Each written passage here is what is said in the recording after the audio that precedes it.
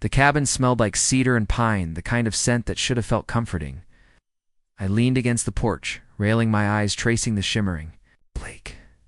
In the distance, this summer was supposed to be perfect, a final breath of freedom before. College, a chance to clear my head. Freedom, that's what I've been chasing, but now standing there with Thund brushing against my skin, something felt off. Alex had been insistent. Come to the cabin, he'd said, grinning that easy grin of his. It'll be just like old times, and it had been at first. Swimming in Thulette, late-night bonfires, the kind of lazy days that melted into each other. But then there was Ethan, his dad, the Manwo, had always seemed so normal, quiet, reserved, the kind of guy who'd nod politely and disappear into the background. But things changed subtly at first. Then not so subtly, it started with glances. I'd catch him looking at me across the dinner table, his gaze lingering just a second too long. I told myself it was nothing, that I was imagining things, but then there were the touches, a hand on my shoulder. That lingered, a brush of his fingers against mine. When he passed me a plate, small things, but they made my skin crawl. And Thon Alex left just like that business trip. He'd said, clapping me on the back, "You'll be fine here with Dad, right?" He'd nodded, forcing a smile. Right? The first night alone with Ethan was awkward but manageable. We ate dinner in silence, the clink of silverware against plates. The only sound, he asked about school, about my plans for the fall, his voice, calm, steady. But there was something in his tone, something I couldn't quite place after dinner. He suggested the SA8's tradition, he'd said, smiling in a way that didn't quite reach his. Eyes clears the mind. I hesitated, but what could I say no? So I followed him, the heat of the sound wrapping around me like a suffocating blanket. We sat across from each other, the wooden bench warm beneath me, the silence stretched heavy and thick. Until he broke it. "You're a good kid," he said, his voice low, smart, ambitious. I nodded, my throat tight. Hanks, his eyes met mine, and for a moment I couldn't look away. There was something in his gaze, something dark and unsettling. And then he moved suddenly. Impossibly close, his hand brushed against my knee, and I froze, my heart pounding in my chest. "Relax." He murmured, his breath hot against my ear. "It's just us here." Yeah. I wanted to move, to pull away, but I couldn't. My body felt like it didn't belong to me, like I was trapped in someone else's nightmare. His hand moved higher, his fingers skimming over my thigh, and I finally found the strength to jerk away. I should go, stammered. Scrambling to my feet, he didn't stop me, didn't say a word, just watched me with that same unsettling gaze as I fled, the heat of the sound, clinging to my skin like a second layer back in my room. I locked the door and leaned against it, my breath coming in shallow gasps. What just happened? My mind raised, trying to make sense of it, but there was no sense to be found, just a growing sense of dread of Ains. I spent the next few days avoiding him, sticking to my room or wandering the woods around the cabin, but he was always there, watching, waiting. And then it happened. Bedagan. I was in the kitchen making a sandwich when he appeared behind me. I hadn't heard him come in, hadn't realized it was there until his hand was on my waist, his body pressing against mine. "Been avoiding me," he murmured, his voice soft, almost tender. I froze, my heart hammering in my chest. I haven't until he said, his fingers tightening on my hip. I can tell I wanted to pull away, to scream, to do something, but I couldn't. His other hand came up, brushing a strand of hair from my face, and I flinched. "Relax," he said again, his voice a low purr.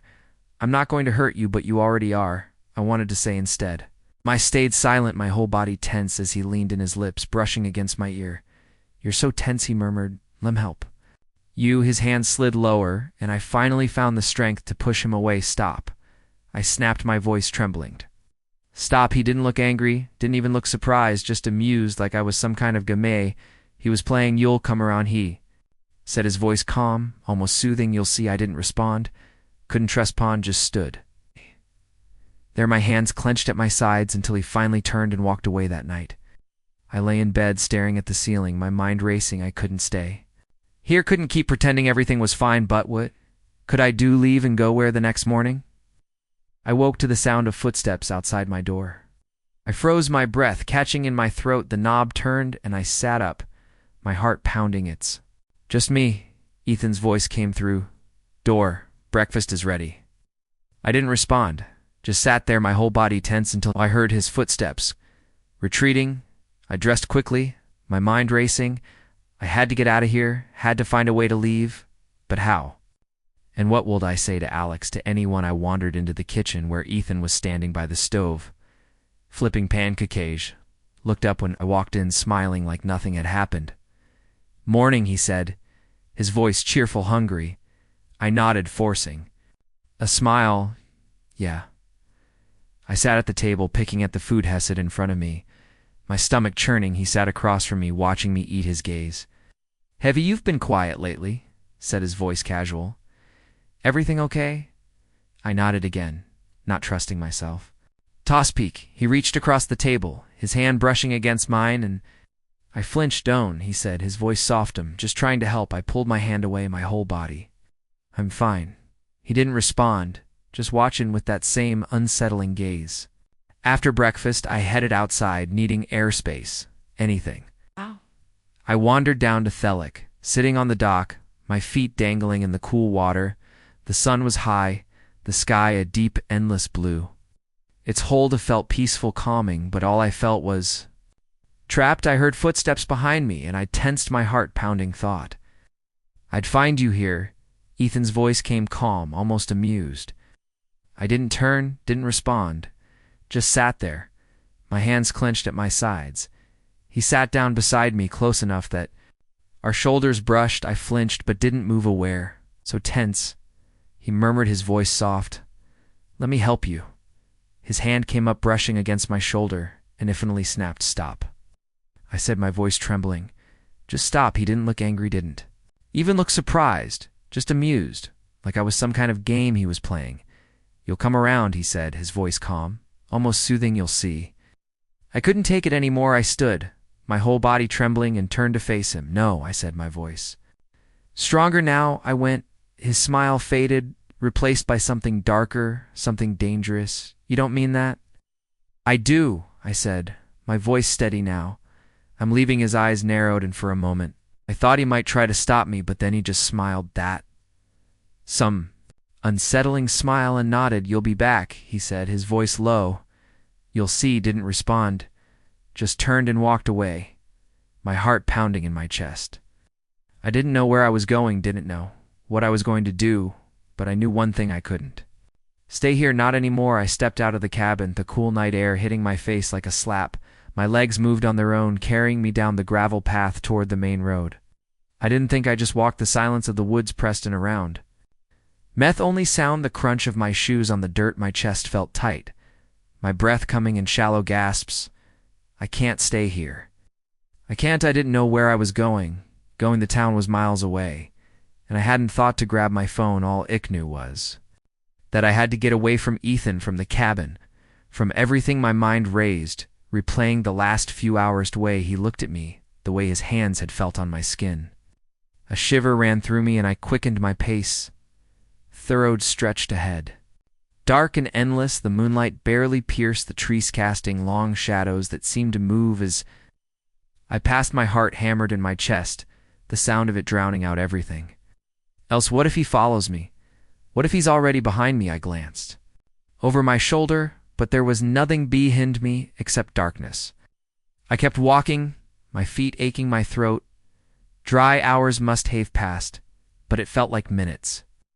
The numbness in my body gave way to exhaustion, and I stumbled, catching myself on a tree.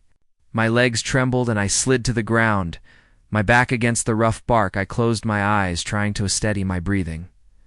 "You'll be back," Ethan's voice echoed in my head. "You'll see." I shook my head as if I could physically dislodge the memory.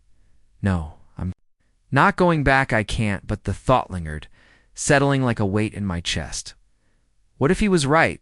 What if I didn't have a choice? I didn't know how long. I sat there, but eventually the sound of an engine cut through the silence. My head snapped up, and I squinted into the darkness. Headlights appeared in the distance, growing brighter as the car approached. Scrambled to my feet, my heart pounding. Should I flag it down? What if it's someone worse? The car slowed as it neared, and I recognized the outline of Alex's truck. Relief washed over me, but it was quickly followed by a wave aft. Dread. What do I tell him? How do I explain this? The truck stopped beside me, and Alex leaned out the window. his easy grin lighting up his face. There you are. I've been looking everywhere for you. What the hell are you doing out here? I opened my mouth to answer, but the words caught in my throat, my chest tightened, and I felt like I was going to collapse. Alex's grin faded, and he got out of the truck. His brow furrowed. Hey, are you okay? You look like you've seen a ghost. I shook my head, my hands trembling. I needed to clear my head. I just started walking, and then I couldn't stop. Alex frowned, his eyes searching mine. Well, you're lucky I found you. It's not safe out here at night. Come on, get in. I hesitated, my feet rooted to the ground. Do I tell him what happened? But Alex's hand was on my shoulder, guiding me toward the truck. The warmth of his touch was a stark contrast to the cold dread that had settled in my gut. I climbed into the passenger seat and Alex got back in beside me. He glanced at me as he started the engine. You sure you're okay? You're not usual wandering? I forced a smile, but it felt hollow. Yeah, I'm fine. Just had a lot on my mind. Alex nodded, though he still looked concerned. All right, we'll let him get you back to the cabin. You look like you could use some sleep. The cabin, the words sent a chill through me. I can't go back there, but what choice, Dee, have I left without my things, without a plan? Had nowhere else to go. Truck rumbled down the road. The silence between us heavy with unspoken words. I stared out the window, trying to calm the storm in my mind. What do I do? What do I say? So what were you thinking about? Alex asked. His voice casual, but there was an edge to it. I hesitated, my stomach twisting. Just stuff life calling the future. Alex nodded, his hands tightening on the wheel. Yeah, I get that it's a lot to think about. The cabin Comento view, the lights glowing softly in the darkness. My heart sank as we pulled into the driveway. Ethan's in there. What if he's waiting for me? Alex turned off the engine and looked at me. You sure you're okay? You've been acting weird all night? I glanced at him. His concern so genuine, so oblivious. How could I tell him? How could I explain what had happened, what his father had done? I'm fine, I lied, just tired. Alexa D'd me for a moment, then nodded. All right, Letan, get you inside. We walked to the door, and I hesitated before stepping inside. The air felt thick, suffocating. The living room was empty, but I could feel Ethan's presence like a shadow lurking in the corners. Dad, Alex called, his voice hoeing through the house. There was no answer. Alex shrugged. Guess Yoon's asleep. Come on, Letan, get you to bed. He led me to my room, and I felt a pang of guilt as he closed the door behind me. He has no idea. None of this is his fault. I sat on the edge of the bed, my mind racing. What do I do? Stay, leave? Tell him? The questions whirled in my head, each one more overwhelming than the last. There was a soft knock on the door, and I froze. Who is it? It's me. Alex's voice came through the door. Can I come in? I hesitated, then stood and opened the door. Alex stood there, his expression unreadable. Can we talk? I nodded, stepping aside to let him in. He closed the door behind him and leaned against the wall, his arms crossed. You've been acting weird all night. What's going on? I felt my heart race, my palms sweating. Do I tell him? Do I risk everything? Alex's eyes searched mine, and I saw the concern, the worry. He wasn't just my friend, he was my best friend, and he deserved the truth. Alex, there's something I need to tell you, I began, my voice shaking. About your dad. His brow furrowed, and he stepped closer. What about him? I took a deep breath, the words catching in my throat. He's been. Theodore creaked open, and we both turned. Ethan stood there, his piercing eyes fixed on me. You wanted to say something? Asked his voice calm, almost amused. I froze, my heart pounding in my chest. He knows, he's always known. Alex looked between us, confusion written all over his face. What's going on, Dad? What's he talking about? Ethan smiled, that same unsettling smile. Why don't you tell him? I stared at him, my mouth dry, my mind racing. What do I do? What do I say? Tell him what? Alex demanded, his voice rising. What's going on? Ethan stepped closer, high sighs. Never leaving mine? Go ahead. Tell him. I felt the weight of his gaze, the unspoken threat. If I tell Alex, everything changes. If I don't, I began, me voice trembling. Alex's eyes widened, his fists clenching. Tell me. Etham's smile grew, and I felt a chill run down my spine. Go on, he said softly. Tell him everything. My throat tightened, the words clawing at the edges of my mind but refusing to come out. Alex's gaze bore into me, a mix of confusion and desperation swirling in his eyes. Ethan stood behind him, that same calm, calculating smile playing on his lips. Tell them everything he had said, but the weight of those words felt like a noose around my neck. "Chris, what's going on?" Alex's voice was softer now, almost pleading. He took a step closer to me, his concern palpable. I could feel the warmth of his presence, a stark contrast to the cold dread that had been my constant companion since the summer began. I opened my mouth, but no sound came out. My eyes flickered to Ethan, who was watching me intently, his expression unreadable. Something in his gaze, a challenge, a warning, or perhaps a threat. I couldn't tell. My heart pounded in my chest, and I felt like the walls of the cabin were closing in on me. "Alex."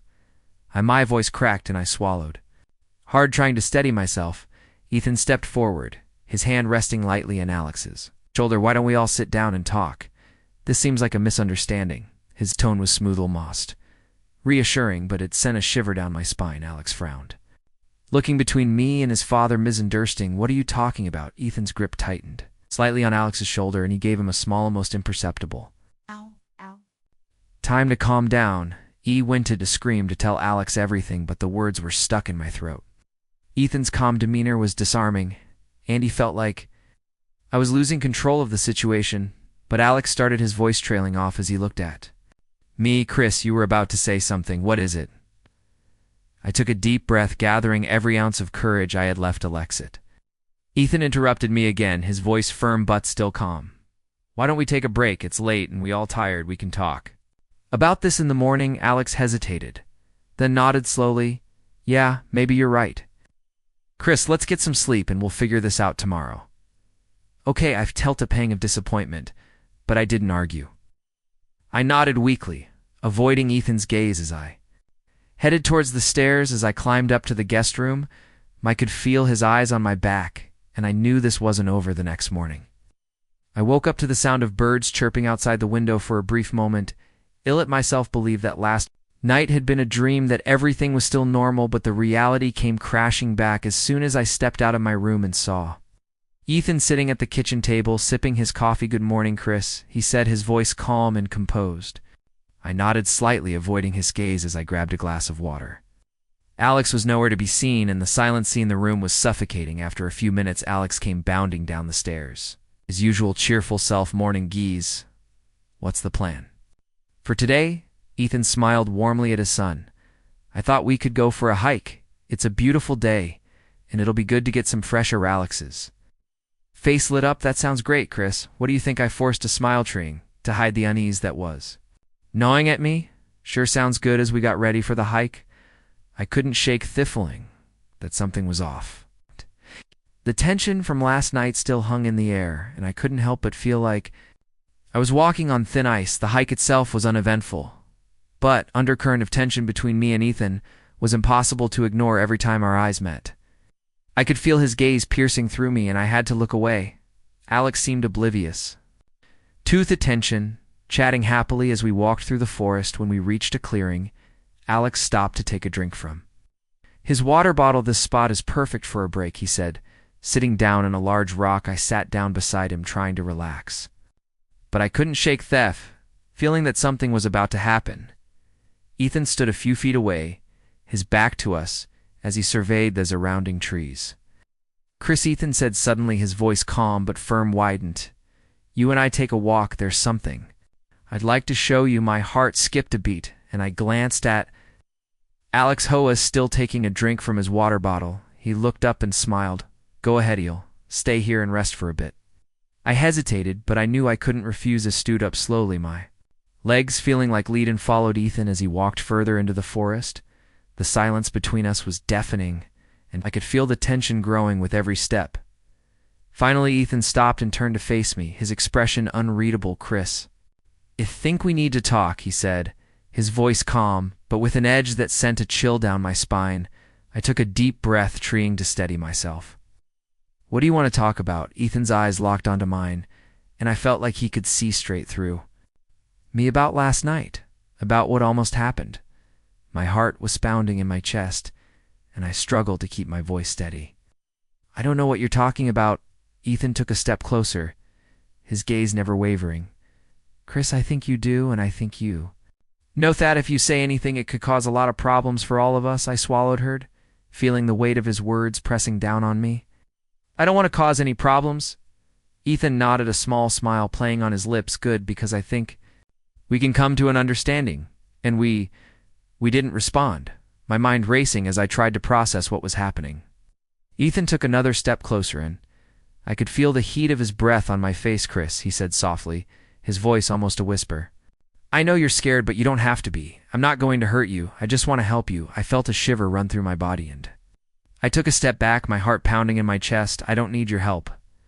Ethan's smile widened, and he took another step closer, closing the distance between us.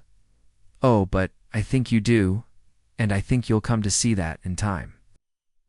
I could feel the panic rising in my chest, and I knew I had to get away, but before I could move, Ethan's hand reached out and brushed against my arm, his touch sending a jolt of electricity through me. Chris, he said softly, his voice almost a whisper, you don't have to be afraid, just let go. I pulled away, my heart hammering in my chest. I need to go. Ethan's eyes narrowed, and for a moment, I thought he was going to stop me, but then he stepped back, his expression unreadable. Go ahead, he said softly, but remember, Chris, this isn't over. I turned and practically ran back to the clearing, my heart pounding in my chest. Alex looked up as I approached, his expression concerned. Chris, are you okay? You look pale. I forced a smile, trying to hide the panic that was still coursing through me. Yeah, I'm fine, just a little tired. Alex frowned, but he didn't push. Okay, Letton. Head back to the cabin. We can relax for the rest of the day. I nodded, but as we started walking back, I couldn't shake, feeling that something had shifted between me and Ethan. The tension was still there, simmering beneath the surface, and I knew that it was only a matter of time before it boiled over. When we got back to the cabin, Ethan was already there, sitting on the porch with a book in his hands. He looked up as we approached, his expression calm and composed. Did you enjoy the hike? He asked, Keddy's tone casual.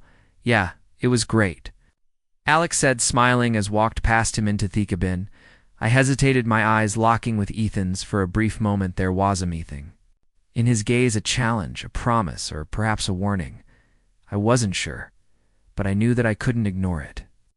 Chris, Ethan said softly, his voice almost a whisper, don't forget what we talked about. I didn't respond, but I felt a chill run down my spine. As I walked past him into the cabin, the tension was still there, lingering in the air, and Ick knew that it wasn't going away anytime soon.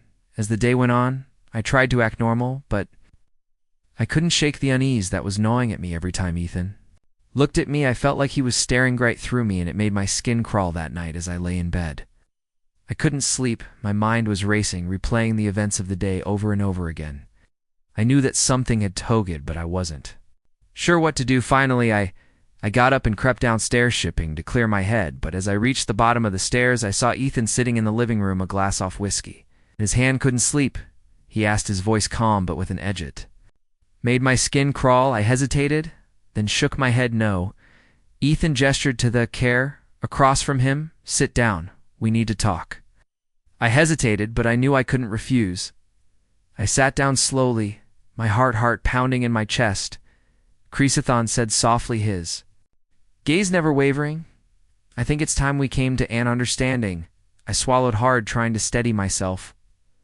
What do you mean? Then took a sip of his whiskey. His eyes locked onto mine.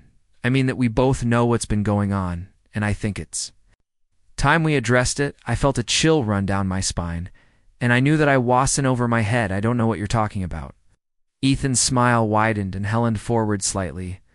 Oh, but I think you do, and I think you'll come to see that this is for the best. I felt a surge of panic, and I knew that I had to get away.